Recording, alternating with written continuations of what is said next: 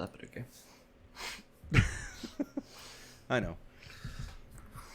All right, so I am so very, very, very happy that Game of Thrones is back. 18 months is too long to wait between seasons. Do you want to restart again?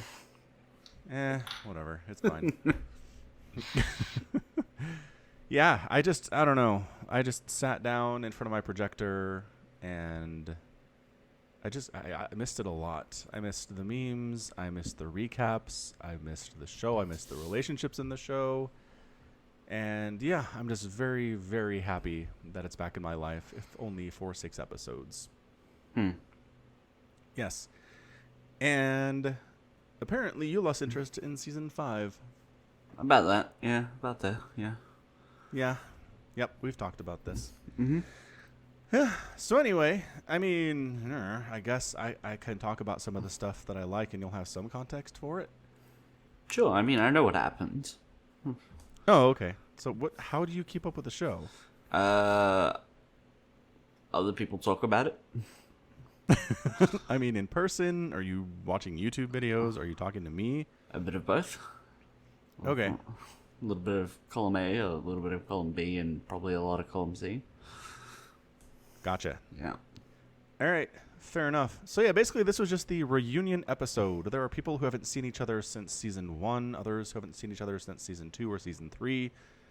And yeah, so the Jon and Arya reunion, I tweeted out that I teared up a little or maybe a lot, but it was just so good to have those two back together because they are not actually siblings, as we learned in this episode, but I don't know. They're just two people that kind of feel out of place in their world and bonded over that when they were younger. And Jon Snow bought Arya a needle, and she was so happy about it because she thought she would be consigned to a life of knitting and sitting around a fire hearing other people talk. But I kind of feel like that worked out for her life anyway, because now she's traveling around, killing people, avenging Stark deaths and all that stuff. And if only little Arya could see big Arya now, she would be so very, very happy. I mean,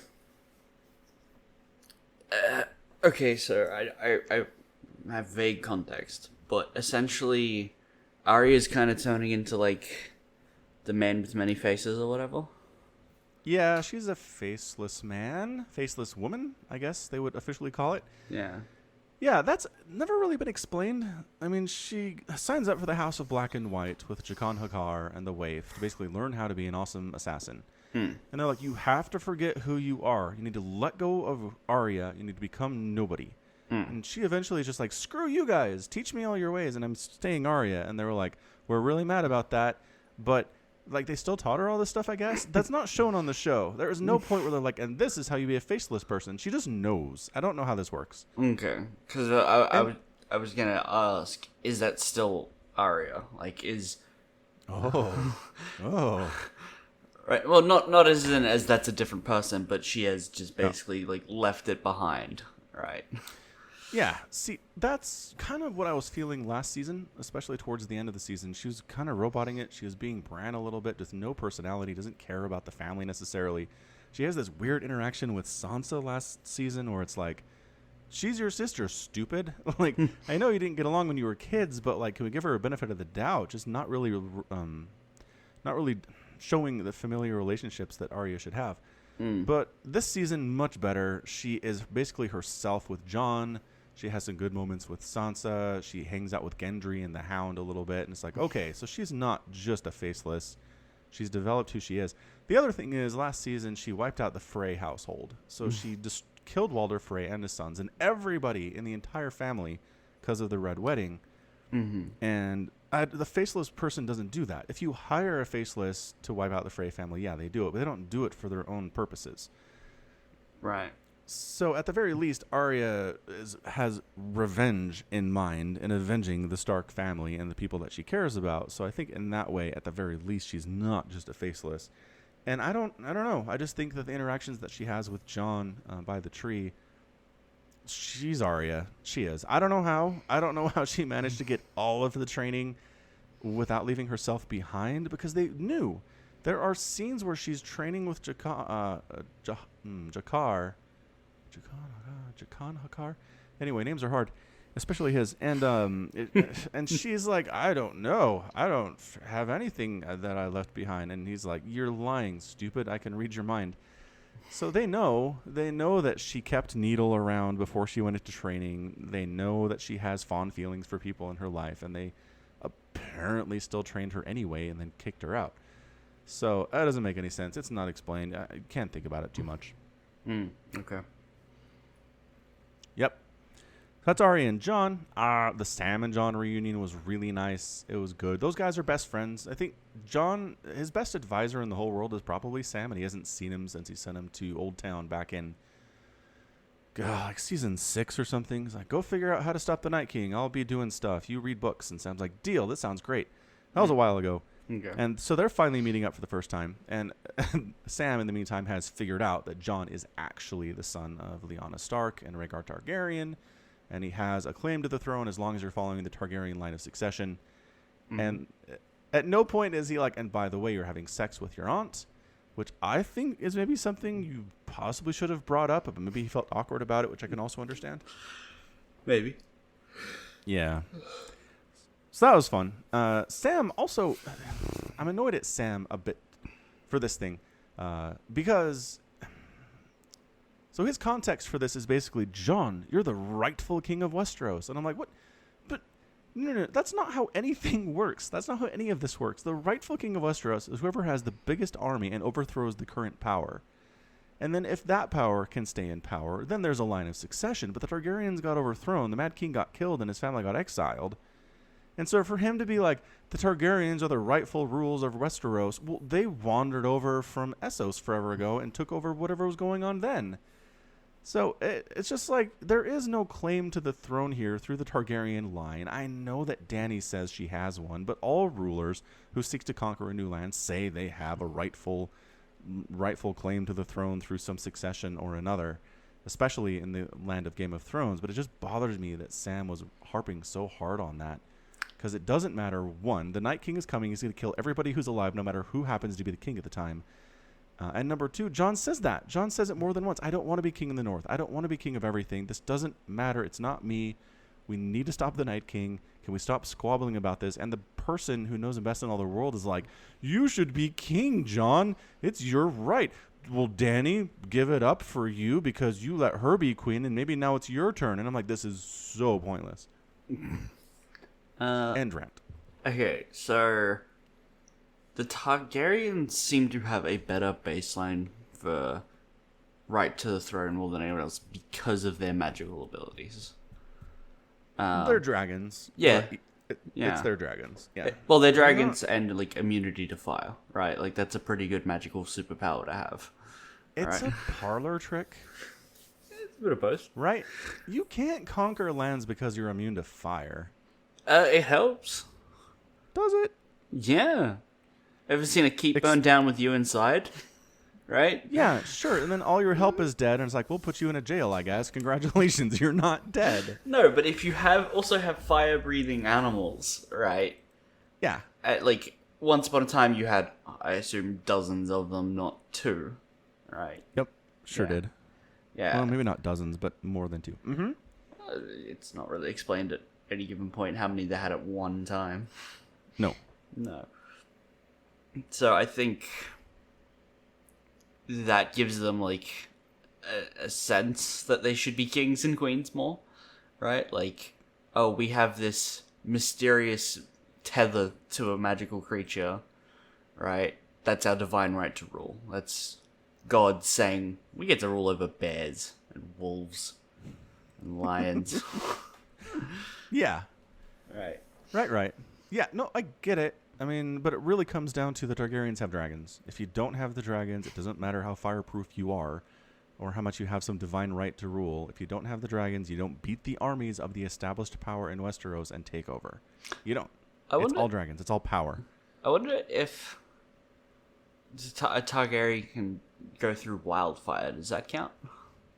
I don't know. Dany should maybe try it for science. I don't think she's about to sign up for it, though. No, I don't think she would. I mean, wildfire is magic fire, so it's not traditional fire nor dragon fire. No. Dragon fire is different from regular fire too, in that it burns hotter. So I don't know. There's different kinds in this world.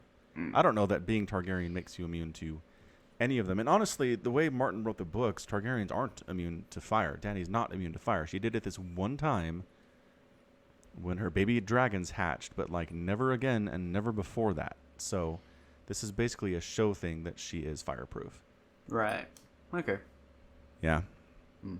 So anyway, poor Jon. I mean, in fairness, Jon had also just recently been told that his father, who he is scared of, and his brother, whom he loves, are dead because Dany burned them alive.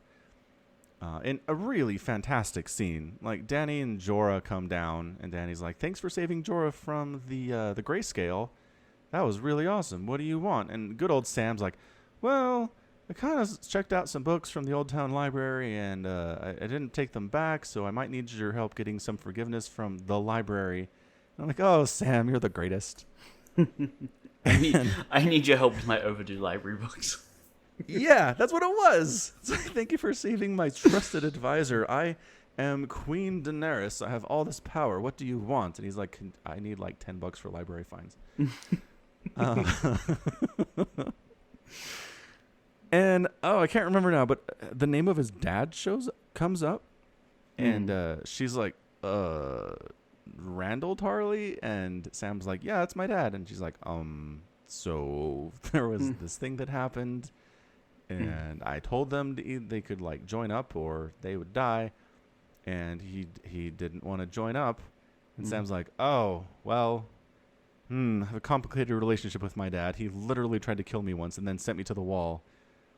And threatened my life and the life of Gilly, the woman that I love, and our child. But boy, I kind of feel bad that he's dead. And I'm like, "Sam, you're the most pure person on the whole continent of Westeros. How are you feeling sad about this? Your dad wants everything that you love and you to be dead." Is his Gilly's child the one from the guy in the hut beyond the wall? Yep, Craster's Keep. It's not Sam's kid. Yeah, that's the thing. Sam, like, totally has adopted this kid. Sam's amazing. Well, and so then the follow-up is even better. Sam's like, "Well, at least my brother's in charge. I can go home again because he likes me." And Dany's face is just like, so... And to her credit, she's straight up about it. She's just like, "Your brother stood with your father." And Sam's like, "Okay." And it's some of the best acting in the whole episode. He has this combination of like extreme sorrow and sadness, and like he's really mad at Daenerys, but he can't really say anything about it because she's in charge. Oh, poor Sam. Heart breaks for Sam. That might be why he wants Jon to rule, so he can have Daenerys put down. And that's the follow-up, right? Almost immediately after that, he like goes to find Jon and is like, "Hey, here's this thing." So the order in which he tells Jon this information is thusly: Number 1, Lyanna Stark is your mother. Now, at this point, Jon still thinks that Ned Stark is his dad. So basically, Sam's like, "Well, your dad had sex with his sister, and that's you." So he goes, "Lyanna Stark is your mother." And Jon's like, "What?" And then he goes, "Oh, and Rhaegar Targaryen's your father." And it's like, you probably should have led with that, Sam. Come on, man. Get your order of operations correct here. That's funny. It is great. So Jon's like, "This is crazy. I don't believe you." And Sam's like, "I read a book, and Bran did the thing that Bran does, whatever the crap that is." It was fantastic. And at no point, again, does Sam say, "And by the way, Daenerys is your aunt, so maybe be careful with your relationships from now on." Okay, who's Daenerys' parents again? The Mad King. The Mad King that Jaime killed at King's Landing. The one who wanted to burn the whole city down with wildfire, so Jaime killed him and got the name Kingslayer. Right, that's her father. Who's her mother? I don't... Or it's irrelevant? Oh, no. It is. So after the Mad King died, Daenerys' mother was pregnant with Daenerys, and they fled to Essos. Right. They left Westeros because Tywin was coming and he was sacking the city. Mm-hmm. Yeah. And so she gave birth to Daenerys as they were fleeing, like in a huge storm, which is why Daenerys is one of her titles is Stormborn. Yeah. So that's where her mother died, giving birth to her. So she never knew her mother or her father. Okay. But Jaime just showed up in Winterfell, and that's going to be an interesting conversation. Like, you're the man that killed my dad. Sup? How's it going? I have 2 dragons. Yeah, I think she'll understand. The Mad King was a mad guy, right? Like, Well, but based on what he says, Jaime's like, your dad was going to kill everyone, so that's why I killed him. It's like, do we have any corroboration on this story? literally, No. literally ask anyone who was in the King's Landing at the time. But Right. nobody knows that story. Everybody thinks that Jaime killed the king for no reason. Wiped him out because Tywin was marching on the city and he wanted to be on the winning side. That's why everyone hates Jaime and this Kingslayer title is so bad, is because nobody knows that story. He didn't tell anybody until he told Brienne in like season 4. And even then, like, it's just his word. He didn't have any corroboration, no evidence of that. True. Yeah. Maybe Sam will read it in a book. Right. Well, there's going to be books. And then we have Bran, who's Wikipedia, Yeah. and has no social skills whatsoever. He can be like, yeah, I mean, I know this guy pushed me out a window. I don't care because I don't consider myself Bran anymore. And in addition, I did see this happen. I went into the past with my green seeing powers. And yes, the Mad King was mad. And Jaime stopped him to save everybody's lives in King's Landing. And then at that point, you're like, well, do we believe the autistic kid? Like, I don't know. If you go back and watch like the first episode, the kid that plays Bran grew up and looks very different between seasons 1 and season 8. And it's my belief that at some point he looks so different and doesn't know how to act anymore that that's why they dramatically changed his role so he doesn't have to.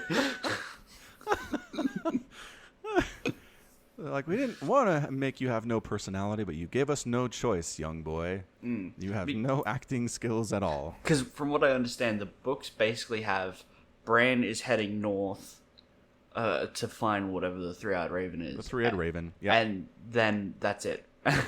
Like, the books haven't written anymore, so the show writers were just like, well, we gotta do something. I guess Bran found him and got trained to be the new Three-Eyed Raven, and he has no social skills. Yep. That's how that works. One of my friends actually has the theory that... So the original Three-Eyed Raven, Max von Sydow, by the way, fantastic actor, he had social skills. He could talk to people. He could be like, I understand this information is going to be weird for you. Let me couch it in a human way. And Bran does not have any of these skills, despite the fact that he is now the Three-Eyed Raven. And my friend has the theory that Max von Sydow's Raven has had the ability to, like, download and process through all of the information that he has access to through the decades that he's been the Raven, because he's like 80. And Bran is just like overwhelmed with everything that he knows and all the information he has access to, and has no room for being a regular human being right now. And he'll get better. Maybe, yeah. That's his headcanon. I don't know. I kind of like it. It's a decent explanation anyway. I think it's a good theory. I don't think Bran's gonna live long enough to do it. Oh, interesting. Think I mean- Bran's going to die? The dude can't walk, and you have an army of, like, zombies heading towards the keep, right? It's Yep, like, sure do. the people who can't run away are the people who die first. Yeah, probably. Yeah. Well, maybe not first. People actively defending are the Okay. ones who die first. Yes. Okay. Yeah, you know what I mean. Yeah, I do. I do know what you mean. But I mean, also he's a Stark. So like, the people in charge want to keep him alive because family? Sure, maybe. But I think at some point, he will become a person and he will be like, I can take over animals. I'm a warg or whatever. Yeah. And then be like, Yes. they have a giant undead dragon. I'm going to try and mind meld with it. And then he has to Yeah. stick around for a bit. And then that's going to kill him. Yeah, I mean, that's been a major theory, is that he's going to mind meld with Viserion, the undead flying dragon the Night King has now. So that could be cool. So anyway, Bran at this point is just basically staring awkwardly at people and saying stuff like, "The Night King is on its way. Let's stop this petty squabbling, please." But the interesting thing about the episode is almost at the very beginning, it's Sansa and Dany meet, and they're kind of having this like, well, you're in charge, I guess. You're new here, and I hate you, says Sansa. And Dany's like, if you don't bend the knee, I'm going to burn you alive. There's all this subtext going on. Right. And Bran just interrupts and goes, hey, your dragon got murdered and raised as an undead dragon. He knocked down the wall, and the Night King is coming here right now. We don't have time for any of this. Mm-hmm. And then they spend the rest of the episode, everybody worrying about all the stuff that doesn't matter. Mm-hmm. One guy, Gendry, everybody's favorite blacksmith and Arya's crush, is making dragon glass weaponry for people to use during the battle. Everybody else, talking about succession, talking about who's in charge. Dany go on a whole new world adventure to fly out and find a romantic waterfall to make out under. It's crazy how much nobody is preparing. Did you watch that behind the scenes video I linked? No. Okay. So basically, they flew out to Iceland for that shot. Wow, for that one shot. Yeah, they got there, and they're in this like beautiful Icelandic scenery, right? Like standing next to a frozen river. They got the art department's like making like this dragon nest where there's like just bones everywhere, and then the director goes, I think we need a waterfall, and so they had them do it in front of a green screen in Iceland, out on the field. That's fantastic. It's an amazing waterfall. I don't know where they like green screened it in from or anything, but it was cool. Yeah. Yeah. Well, and like Jon and Daenerys have this moment where Dany's like, we should stay here forever. And it's like, dude, we are trying to save the whole world from the Night King, you idiot. And Jon's like, yeah, that sounds great. You are also stupid. Everyone is dumb. Okay. So I just feel like the season's going to be like humanity spends all its time with petty squabblings and infighting and murders and betrayals and revenge, and no one gets along. And even in the face of a life-ending emergency, they can't get their stuff together long enough to fight him. Everybody's separate and weak, and they get run over. The end. That'd be so great. That's what should happen, right? Yes. Because how many of the people have like seen the Walker Army and stuff? Daenerys and Jon and Tormund and Beric. Tormund and Beric are not around, unfortunately. So it's like Dany, Jon, Jorah. The Hound? Was he there? The Hound fought. Yep, the Hound knows. Gendry was there. Mm-hmm. So he saw the undead. They sent him back to get help.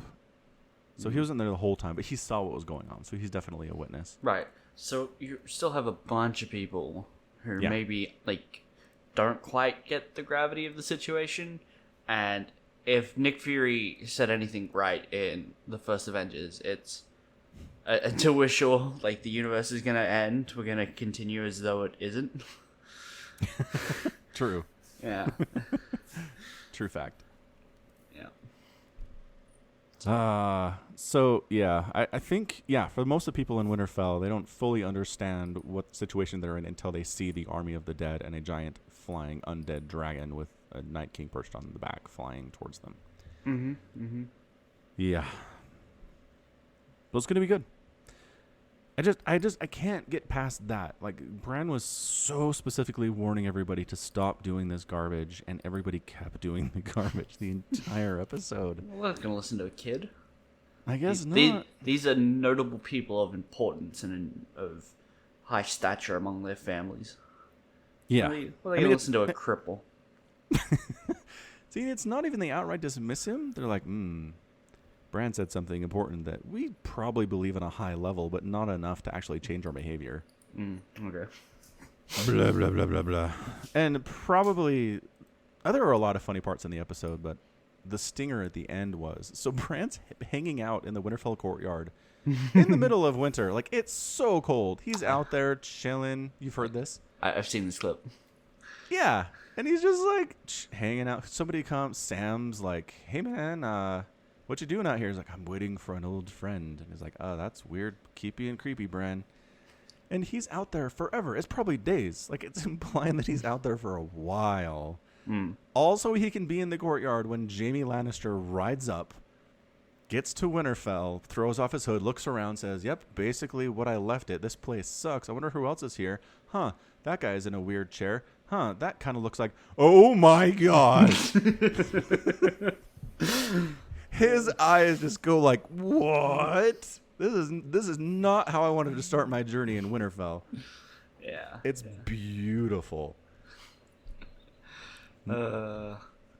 Yeah, so he's going to have a great time with that. The best part is that everybody hates the Lannisters, but the one person who's going to be like, it's cool, is Bran, because Bran doesn't care about Bran anymore. He doesn't care that Jaime pushed him out a window and crippled him, because he's the Three-Eyed Raven now. He's not Bran Stark. He's not Jon's little brother.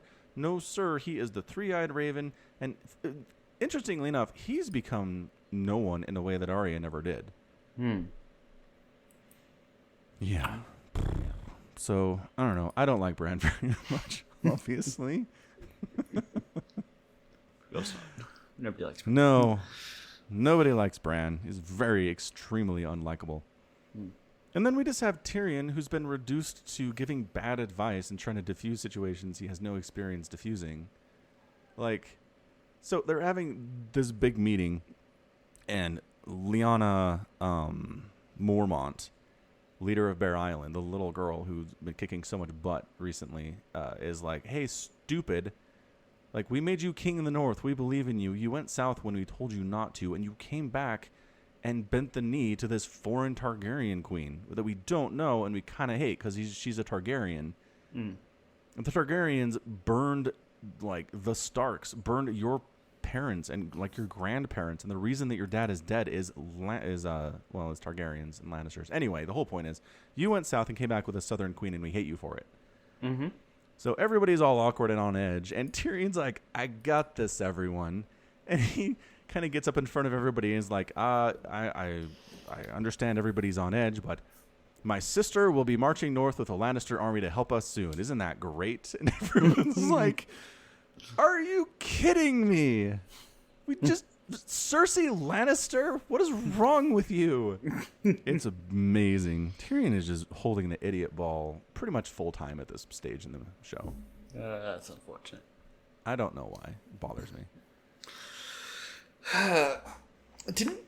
Actually, so I saw some stuff on Twitter.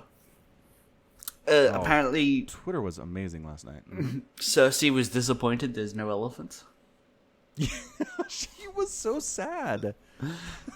So the Golden Company shows up. She's hired them to help with whatever she needs getting done here in betraying everyone. And she's like, did you bring elephants? And the Golden Company guy's like, well, it's a really bad idea to bring elephants in a long ocean voyage. And she's like, oh, I wanted to see elephants. And then later, like even after that meeting, she's like, oh, I really wanted to see the elephants. It's like the most, like the most childish, the most, I don't know, almost the most human Cersei has been in the whole series. Is just being like, I really wanted to see these cool things. I was really looking forward to it because I don't have TV. And then just being utterly devastated that she wouldn't see the elephants. It was great.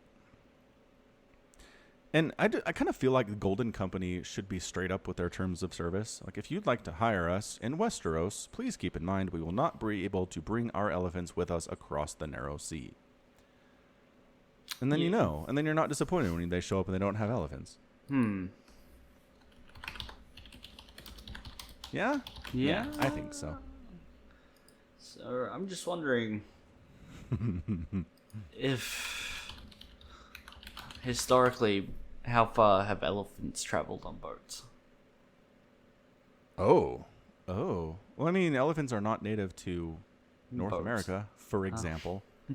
No, but war elephants were a thing in already complex societies, right?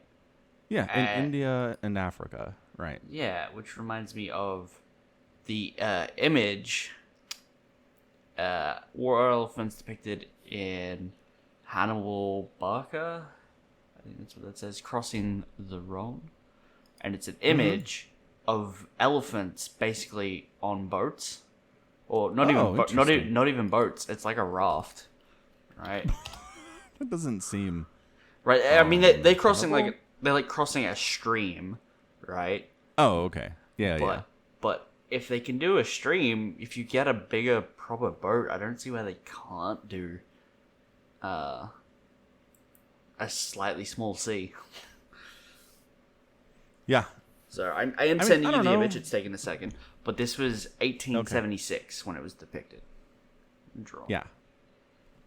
So 1876 was 1876. Oh, it was drawn, but it was talking about Hannibal crossing the Rhine. It's a German river. Yeah. Yeah. Look at those guys rowing. What a job that is. They're gonna row this raft. There's an elephant on it and like 100 people. Mm-hmm. Sweet. On it. Yeah. So I'm wondering if they could have brought the elephants. Right. I mean, here's my thing. It's not, I call it the narrow sea. It's not that small. You can still have huge storms on it and huge swells and waves. And I just feel like elephants would get pretty panicky. Mm. And at that point, you're dealing with a huge storm and a panicky elephant. And maybe the risk just isn't enough, you know? Maybe. My theory is that they didn't want to have to CGI undead elephants when the Night King eventually arrives. You know, it's like it's not worth it. Undead elephants. Oh my gosh, that'd be so cool. Yeah, I mean, well, and considering the fact they probably wouldn't get real elephants to film with, they'd have to CGI the live elephants as well. And frankly, when you're like supposedly teaming up with someone who has dragons, you're basically just bringing dinner, right? It's like dragons are just gonna eat the elephants. It's a fair point. I mean, Daenerys does say very pointedly the dragons eat whatever they want. Because Sansa, okay, we're talking about Sansa in a second here, but she's like, in fairness, how are we going to feed this army you just brought and these two dragons? And she's like, by the way, what do dragons eat? And Daenerys looks over and goes, whatever they want. It's like, dang, Daenerys, you are flexing hard in this episode. Yeah, I think there's definitely a need for that because everyone's still playing their stupid games. So it's like you have to put on a bit of show and flex a little. Yeah, but I guess it's not. But at the same time, it is true. It's like she can't tell them not to eat something. The dragons. Remember that time that they barbecued and ate that little shepherd kid over in Marine, and she was like, "Snap! I got to put them in timeout for that." Yeah, but they're bigger now. They are. And they're hungrier now. Sure, but they're not eating people. You don't know that. Well, actually. So, one of the scenes here is the Dothraki, like a couple of them write up and give the report on what the dragons have eaten today. Oh, okay. And they're like 13 goats, like 6 deer, like all this stuff. Okay. And you're like, dang, that's a lot. And Daenerys is like, they're hardly eating at all. And it's like, oh man, how are they going to feed these dragons? They're going to depopulate the entire north of every bit of wildlife there is. It's possible. Yeah. But at no point were they like, and 3 shepherds, right? Maybe they're just not reporting it because they don't want to be like they know that she's like a visiting dignitary, and they're like, yeah, by the way, your dragons eat 4 locals. That might cause a sight, like a scene, you know? Or maybe they know Daenerys would be upset about it, and they're just trying to prevent her from having heartache. They're like, she gets really upset when the dragons eat people, so we're just not going to tell her. Maybe. I could see that. Good job, Dothraki. Yeah. So anyway, so back to Sansa. It's a legitimate argument, but let's just look at the logistics real quick. Sansa said they have enough food to feed everybody in the north, basically, for a year. Oh, that's not really enough. Okay, but hang on. It's a ton of food, but the Night King is like 4 days away. So here's what you got to do. You got to feed everybody there for 4 days, and then either the Night King murders you all and raises your dead corpses to serve him forever, or you win and Daenerys goes back home south. You don't have to feed him forever. Or, since it's winter, and you win, and then don't have enough food to last the, 6-year winter. Yes, but that's a problem regardless, right? Yeah, You're going to run out of food anyway, even if there are 10,000 Unsullied and 2 dragons around. Maybe. So her concern is invalid. That's all I'm saying. It's a fine concern, but if you really think it through, it doesn't make any sense. It's like, Sansa, well, Night King, close. We're not sitting here for 4 months waiting for him to show up. Uh, But what if, like, you're expecting to win and you lose 50 people, Yeah. then you can feed everyone there for 2 years. Right? What? If half your people die in the fight versus the Night King, and you have enough food to feed everyone for a year, half your people die, you now have enough food to feed everyone for 2 years. 'Cause you Yeah, don't so that's great. Problem solved. exactly. So stop whining about food, Sansa. Everything's going to be just fine. Yeah, and if, worst comes to worst, you can eat each other. Exactly. People are delicious. That's what I hear. Yeah, I mean, that's the rumor anyway. Yeah. Yeah, so what else? Arya and the Hound had a wonderful reunion. It was fantastic. Like, the Hound is like, you left me for dead. And Arya's response is, yeah, after I robbed you. It was fantastic. I loved it so much. It was all the subtext. Like, it was just like, I hate you too. But the subtext is like, oh, I'm happy to see you again. I'm glad you're doing well. I'm proud of you. Bye. It was such a great little interaction. Yeah, it was nice. It was. I mean, if they had done something stupid, the Hound is like, legitimately said, like, I'm happy to see you. I'm glad you're fine. Like, that would have made no sense at all. So I'm glad they nailed this. It was important. Yeah. Arya and the Hound relationship is a weird one, but I like it a lot. That behind the scenes thing I linked you actually said, well, it showed because it's the name of his video. Yeah. George Lucas was there, like, helping direct for that episode. What? Yeah, they were just like, "Hey, George Lucas, want to come hang out on set?" And he was like, "Okay." Okay, was he hanging out on set, or they were like, we need some help directing, George? You have No. some experience. It was like, come hang out on set. Also, you're now the Okay. right-hand man of the director. So if you want to talk to the guys between scenes and help them with their lines or whatever, give them some directing, but we're not going to credit you. This is where you do it. Like, then they showed him, like, saying something to Jon Snow, being like, I don't think you need to change what you're doing. Keep it up. Blah, blah, blah. I mean, anything that George has directed has the most stiff, horrible acting of anything in the whole world, so I hope he didn't give any notes. I didn't notice if he gave any notes, unless he's been giving notes to Bran the whole time. Maybe. Oh, George, that's crazy. So in other news, Cersei basically recruited Bronn to be like, go kill my brothers, and I will give you a huge castle, blah, blah, blah. We know the story there. Mm-hmm. So Bronn's heading north, and she doesn't know this, but she's basically like, I need you to kill the only two people in the whole world who you're friends with. So that's not going to go very well for her, I don't think. Probably not. No. Probably not. Nope. So yeah, it was just really a setting the table episode. It was reunions. It was reminding people who other people are in the audience, and I don't know at what point there's going to be a huge battle, but I hope we'll get there. I mean, based on how many episodes there are, it kind of feels like we get the Battle of Winterfell sometime in the first half of the season, and then like they lose but fall back, right? Like Right. they don't lose everyone, but they lose Winterfell and fall back to King's Landing, and have to contend with Cersei and the Golden Company.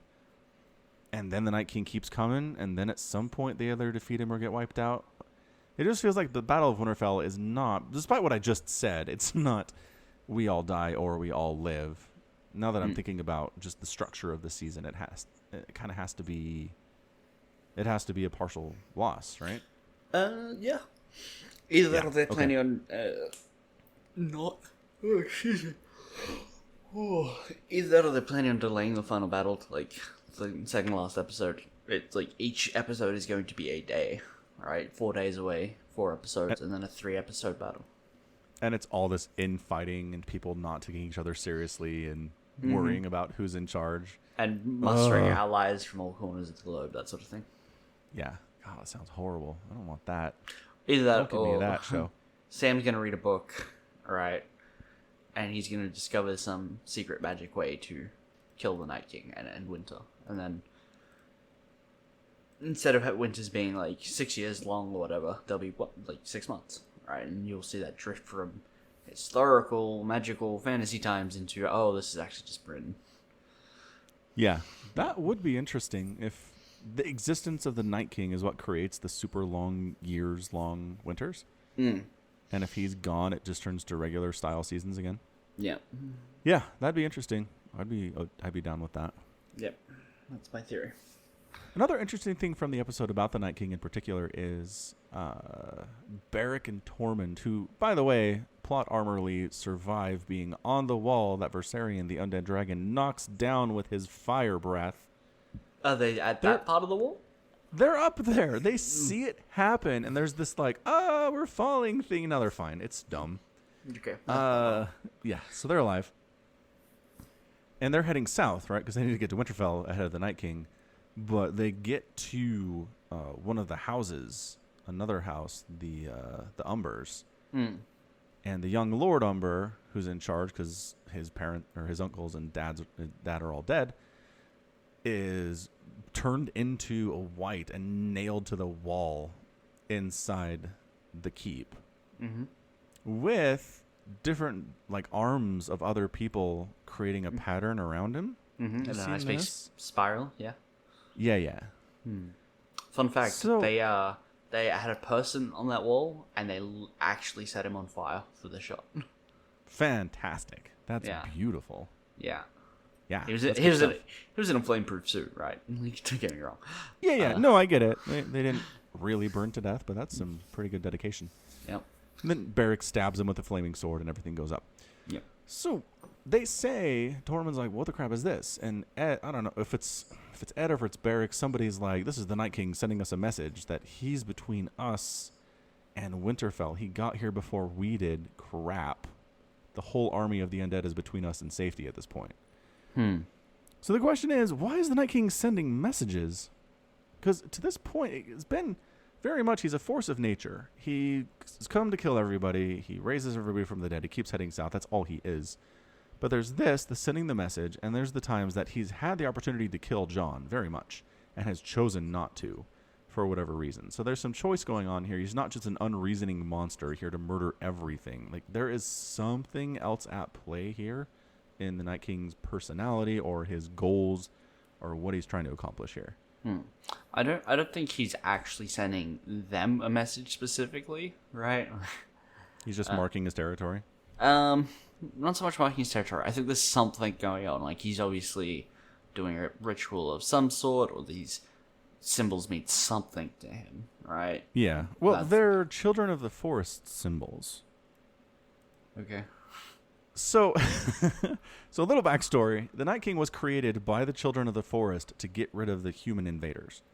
Humanity shows up forever ago. They're breeding like rabbits and deforesting everything. And the children of the forest are like, we need to take them down. So they basically kidnapped one of the ancient Stark people and drove an obsidian dagger into his heart at a tree with some magic and turned him into the Night King to please take care of this problem for us. Then they lost control, obviously, and everything went bad. Right. Right. So the children of the forest have all this symbology that we've seen in places where the children of the forest are, and that's what the Night King is throwing down. Everything he's drawn with human body parts has been something the children of the forest have drawn on a cave wall or carved into a tree or something somewhere else. Okay, but what is the symbol? What is the symbology of that? Yeah. What does it mean? I don't know. I don't know if the symbols mean themselves, but it's very weird that the thing created by the children of the forest and who turned on them is perverting their symbols for his own purposes. For what end, I don't know, but that's where it comes from. I mean, yeah, it's interesting. It is. And I don't know, again, this might amount to nothing. They probably don't have enough time to really get into it. But it is interesting to think of the Night King as something more than just like the Mummy. You know what I mean? Just a movie monster that doesn't have any ability to think or decide for himself. He's just following some weird base instinct that means everybody has to die. Yeah. Yeah. So there you go. I think that's it. I think that was a good 45-minute recap of episode 1 of Game of Thrones Season 8. Almost as long as the episode. Almost. Yeah, I was mad. Like, we're going to have hour-and-a-half long episodes. It's going to be like movies. 58 minutes, hour-and-a-half movie my butt. I was upset. I can imagine. Yeah. Yeah. But it was good. It was really good. The reunions were fantastic. I needed it. Do you want to know what was not really good in the land of films and TV? I do want to know. Hellboy. Okay, so did you see the Hellboy from whenever? When it was Ron Perlman. Ron Perlman. Yeah, Yeah, when Ron yeah. Perlman was Hellboy. You saw those ones. Yeah, I've seen those. And those are good. They're okay. Yeah, they're not. Like, Right. They're not amazing. Yeah.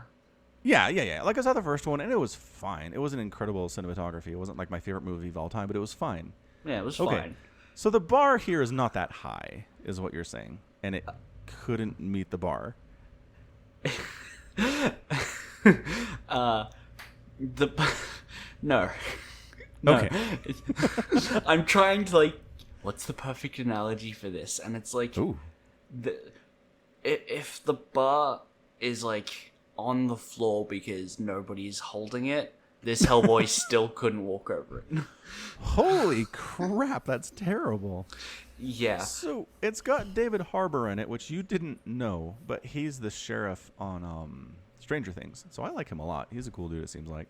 Okay. But apparently his Hellboy was either bad or not enough to save the film. I don't know if it has anything to do with him, right? Like, Okay. when you don't know who the actor is and there's so much, like, costuming, you can't tell. It doesn't matter who it is. Yeah. Right, but how was his acting? How was his portrayal of Hellboy? Was it Hellboy? Well, yeah, it was alright. Like, it Okay, was... So it's not his fault? I I don't- prefer I to don't- believe it's not his fault. Okay, it's fine. It's not his fault. I don't think he did anything he wasn't told to, right? Like, he All right. didn't, decide Hellboy should have a lisp, and that's why it's bad, right? Okay. Sure. I think anything he did bad, he was probably told to do. But the movie starts with, like, it is 507 AD, and King Arthur, and... Oh, no. Sorry, that's never a good start. Continue. No, it's not. It's like King Arthur is meeting a strange witch with his best buddy Merlin on like Pendle Hill underneath an old oak tree, and she's like, "You can't stop me, Arthur. Nothing can harm me." And then he pulls out his sword, and she's like, "Oh no, Excalibur!" All right. Mm-hmm. Like she's This is not super, a good... This is... she's super dramatic about it. Yeah. Anytime you try to tie your modern day story into the legend of King Arthur, it's gonna have a bad time. Probably. So he cuts off her head and then her arms, and then Oh, buries them each in little boxes because that doesn't kill her. okay. Mm-hmm. Functionally immortal. Got it. Yeah. And then it's like flash forward to Hellboy. And I thought it was gonna do. Okay, have you seen Hellboy 2? I want to see. I saw like 20 minutes of it on cable one day, but no, not the whole thing. Okay, so it starts off with Hellboy being taught the story of the Golden Army, right? So it starts off showing you the story of the Golden Army, and then cuts to him as a child, like, and Professor Broom is just reading him a bedtime story. I thought that was what this is gonna be. Nope, Yeah. totally not. It just cuts to him in Tijuana and on the phone to his dad, being like, "Don't worry, I'm not gonna go drinking." And it's like, "I've been here before, you know that." And he's like, "Yeah, that's why I'm telling you not to go drinking." And he basically is sent to track down another agent from the department who was sent to investigate a ring of vampires. And he gets there, walks into like a building, and it's like, "Oh, this is like a luchador wrestling arena." What? Okay. And then he realizes that the guy standing on stage is the agent he was sent to track down, just in like a wrestling mask. He decides to become a wrestler. Oh, sure. Like you do. Life choices, you know. Right, and he basically calls Hellboy out, and so that he has to get into the ring. Oh my gosh. All right. This is not great. And then it turns out that they made him into a vampire. Hellboy? No, the agent. Oh, okay. Gotcha. Mhm. Yeah. And during the course of the fight, Hellboy throws him up into the air, and he lands like on his back after like he transforms into like a full bat winged demon man kind of thing. Right. Right. Vampire. Over the course, yeah. Man And he lands on one of the pillars and it impales him through the back.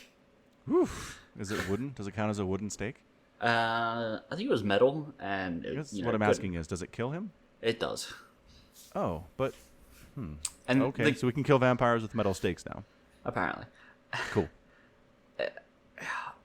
he gives some strange prophecy. Like he's like, "The end of the world's coming," right? Which is setting up like it's him learning about the rest of the movie, basically. Okay. It's very Hellboy for the world to be ending, though. Yeah. Yeah. So I'm not going to go into every plot point of the movie because that would be a lot to do. Needless to say, the movie runs like a child telling a story. It's like Oh, like Shark Boy and Lava Girl. kind of.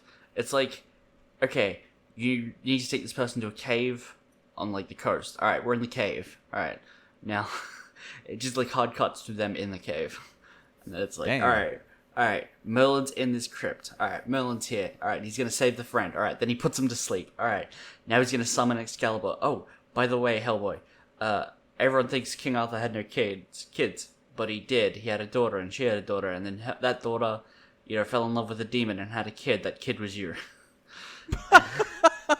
No! No! Why would they do this? Oh. I guess if you had the meeting where somebody's like, we should tie this into King Arthurian legends somehow, and nobody was like, no, we can't do this, from there you're just in trouble. No matter what you do, it's not going to get better.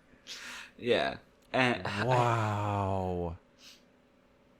like my brother and I, on the car ride home, we had some nitpicky stuff where it's like, because he's a history teacher, he's like, 500 AD, that's a little early for medieval King Arthur legends as well. It's like, you're about 700 years too early for that.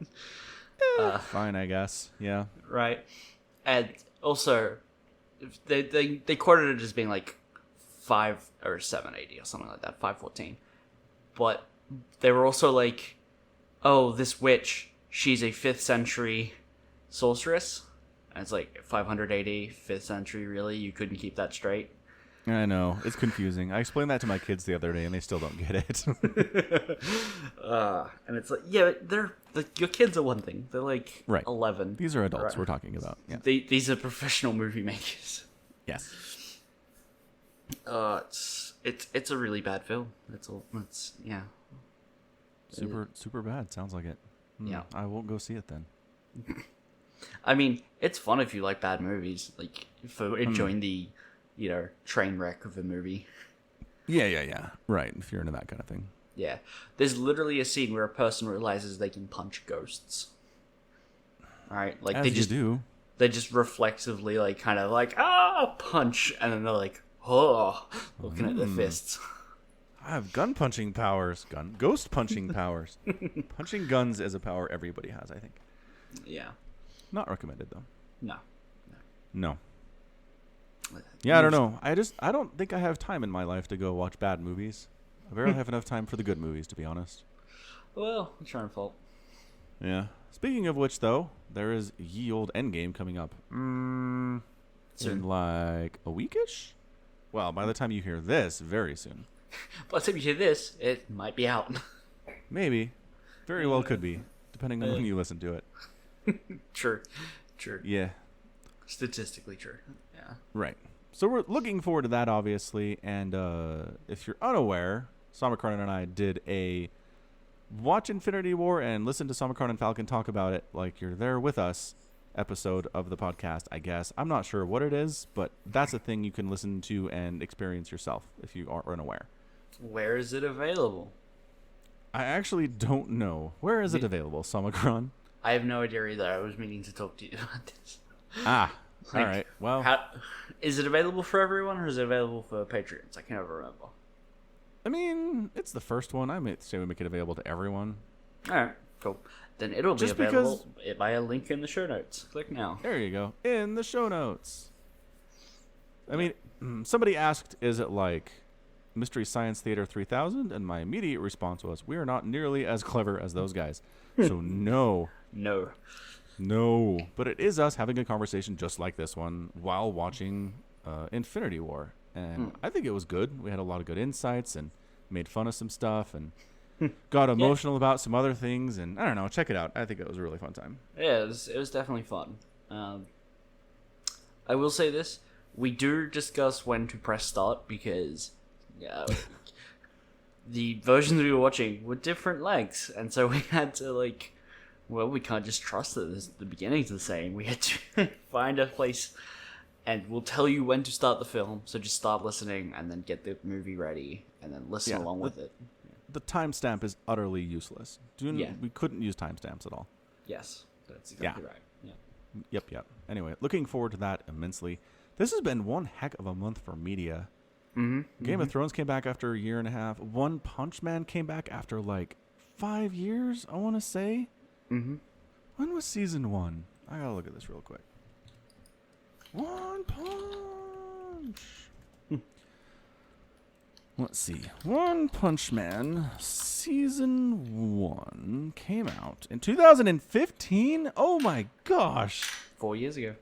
Almost 4 years ago. Fall 2015 is when this ran, and then season 2, spring 2019. Holy crap! That's a long time.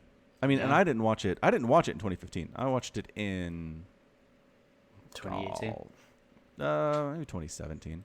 Okay. It's not that long ago, but still a very long time. It's been a long time between seasons. I can actually tell you the exact date I first watched One Punch Man. Because I woke up early Christmas Day because I can't sleep past 4 a.m. So I bought it on the Microsoft Store and started watching it at my dad's house. Nice. That's 4 a.m. I mean, I think Christmas is a good time to watch One Punch Man, honestly. That's great. Yep. It's pretty good. Yep. Yeah. So I'm so happy it's back. I watched the first episode. It's on Hulu in America. I don't know where you watch it. Probably the Microsoft Store where everything else is in Australia. No, it's not there at the moment. So. Oh. Do you have access to it at all? I don't think so. Oh my gosh. Why does everyone hate Australia so much? No idea. Okay. Well, I won't say anything about it other than I was worried about the new animation team doing a poor job with One Punch Man's style and everything, but it's fine. It's different, but it's not so different that it sucks, nor is it so different that stuff's unrecognizable, so it's fine. I was a little bit weird for the first 5 minutes or so, but then I totally adjusted to it. I'm not going to worry about it anymore. No, fair enough. And the writing's it's the same team. It's the same people writing it, so there's no problems with that. Yeah. Wow. It's beautiful. I'm going to spoil one thing. So cover your ears if you don't want Season 2, Episode 1 minor point of One Punch Man to be spoiled. So, remember Speedosonic Sound? Or Speedosound Sonic? I have my ears covered. I can't hear.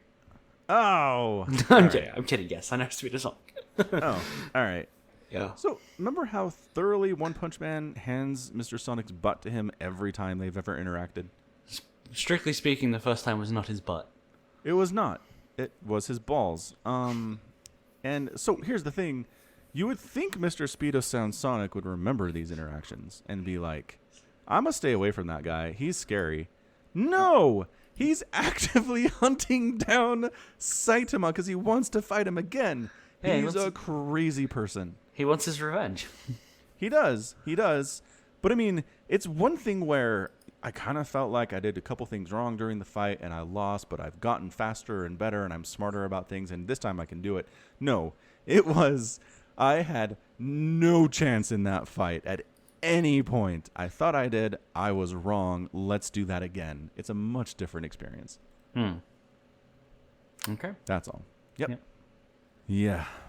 So, I kind of gave up on the sports minute, but, strangely enough, it seems like Somicron is the person who wants it back. So, is there a sports story you want to talk about, Somicron?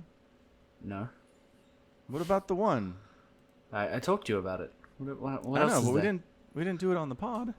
Yeah, but we don't have to do everything on the pod. Sports Wars your minute, right? Like, I want you to filter all sports down into the things I want to hear. I thought the idea was you would find a story in the sports world that you were interested in, and then you'd bring it, and we'd talk about it. No. I'm not gonna I'm not going to actively subject myself to sports, right? You are already submerged in the sports ball, so you will filter the stories and bring them to the show, and then we'll talk about it. I have to find sports stories that are interesting to you? That's No. hard. Yeah, Oh, no. I didn't say it would be easy. So just for reference, Samacron brought up a story where there was a soccer match and one of the players didn't want to come out, and his coach was like, "You got to come out," and he's like, "I don't want to come out." So that was what interested Samacron. So I'm trying to figure out what other similar stories exist in the sports world. I'll think about it. Maybe next time we'll do one of these. Okay, now that you've brought it up, right? Yeah, You vastly oversimplified it. It's like I sure did. It's not that he didn't want to just come out. It's he didn't want to come out because he knew he was being replaced for the penalty shootouts, which would determine the game of like a championship match. Yeah, and he thinks he's a good shooter guy on the Good shootouts. good goalie, or whatever. Oh, right. And he thinks he's gonna win the game for everyone and be hailed as a hero in like this real intense moment. Gotcha. Yeah. That's Yeah. that- Okay. yeah. I mean, I don't know. It's still boiled down to its essence. The coach wanted him to come out, and he didn't want to come out, so he didn't. Yeah, but I mean, I feel like that, like, what you said was not interesting. Proper context made it interesting. Right? It gives it stakes. We will let the listeners decide. Those are listeners and readers at the same time, in case you were wondering. Sure. The leaders. We'll get this transcribed. We sure will. Nope. No, we will not. All right, fantastic. So yeah, One Punch Man is back. I'm so happy about that. Game of Thrones is back. I'm so happy about that. April is a good month. April 2019, all-time great month for me. And it's just because of what you stare at the screen and watch. Yeah. I mean, also I got to cast WCS Challenger stuff for NA and the EU, which was a lot of fun. Like 9 hours of casting or something on a Sunday. I think it was 10 Saturday and Sunday combined. No, hang on. Nope, because it was probably closer to 15 Saturday and Sunday combined. Well, you It did a was good a job. lot. Thank you. It was fun. What helped a lot is that Laughing Games approached me a while ago and was like, "You want to co-cast this?" And I was like, "Yes, it's so much to solo cast." Yeah, That's good. it was Having good. two people. Yeah. Yep. Yeah, totally. Got a bunch of new followers, which was great. Got some new subs. Puck subscribed. He did, kind of. Kind of. Technically speaking, Puck is subscribed to my channel. Yeah. Technically speaking. Yeah. Yeah. If you don't know what the story is, you should watch my stream. Twitch.tv/Falcon Paladin. There we go. Yeah. All right. But you cool. can actually find us tomorrow. You sure can. It's 5 times a week, you guys. It's a lot of streaming. Yeah. Playing It's The a lot. Division, playing StarCraft 2, playing Baldur's Gate. Such excitement. Yeah. Yeah. I mean, all right. Let's wrap this up. All right, cool. That's going to be it from us. Thank you for joining us for another edition of the Falcon Paladin Hour with Samacron and Falcon Paladin. As always, please check out the show notes for links to the Patreon as well as to the merch. If you have a suggestion for the merch store, please hit me up on Twitter or in the Discord server. There's a link to it in the show notes as well. And until next time, as always, thank you for spending 1 hour with us in your week. And until next time, as always, you take care of yourself.